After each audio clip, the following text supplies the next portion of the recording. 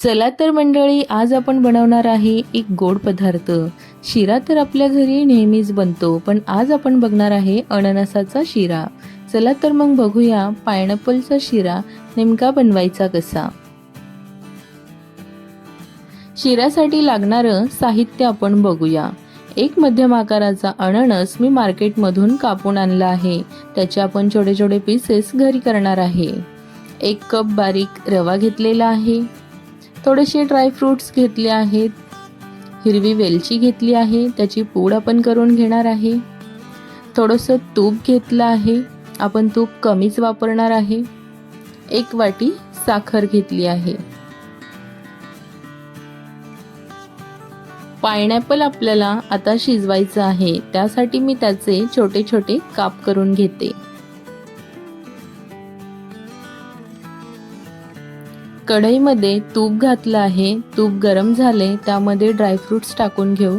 हलके ब्राऊन होईपर्यंत ड्रायफ्रूट्स आपल्याला रोस्ट करायचे आहेत। तुम्ही तुमच्या आवडीनुसार देखील अजून कुठले ड्रायफ्रूट्स ॲड करायचे असतील तर करू शकता। आता आपण ड्रायफ्रूट्स काढून घेऊया, हलके ब्राऊन झाले आहेत। त्याच तुपामध्ये आपण रवा घालणार आहे। रवा देखील आपल्याला खमंग असा खरपूस भाजून घ्यायचा आहे।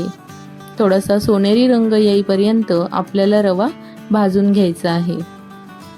रवा आपला मस्त खरपूस असा भाजला गेलेला आहे, गोल्डन ब्राऊन झालेला आहे। आता आपण त्याला काढून घेऊया।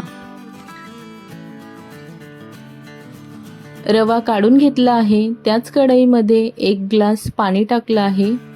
त्यामध्ये आपण घेतलेली 1 वाटी साखर मी घालून घेणार आहे। साखरेचं प्रमाण तुम्ही तुमच्या आवडीनुसार कमी जास्त करू शकता।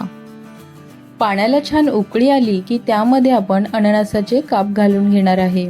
अननसाचे काप 10 मिनिटांसाठी आपल्याला शिजवून घ्यायचे आहेत, जेणेकरून अननस आपला मऊसूत होईल।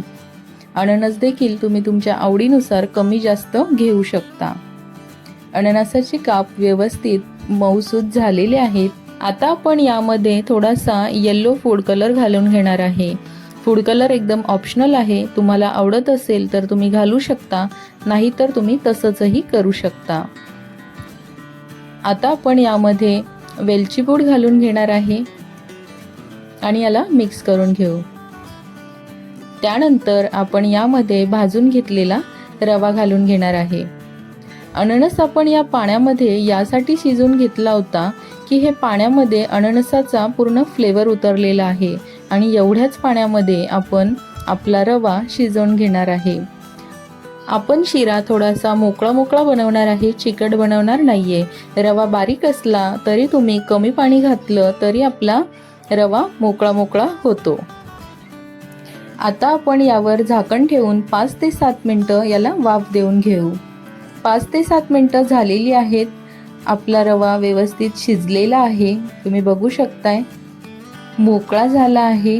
आता जरी तुम्हाला चिकट दिसत असेल, पण थोड्या वेळाने थोडासा थंड झाला की तो एकदम दाणेदार होईल, अजून मोकळा होईल।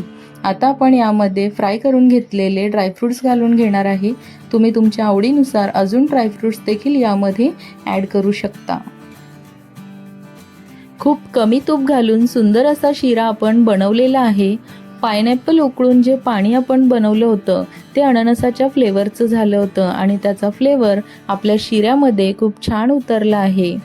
अगदी सोप्या पद्धतीने आपला अननसाचा शिरा रेडी आहे। जर तुम्हाला ही रेसिपी आवडली असेल तर आपल्या व्हिडिओला लाईक करा, शेअर करा आणि कमेंट करा।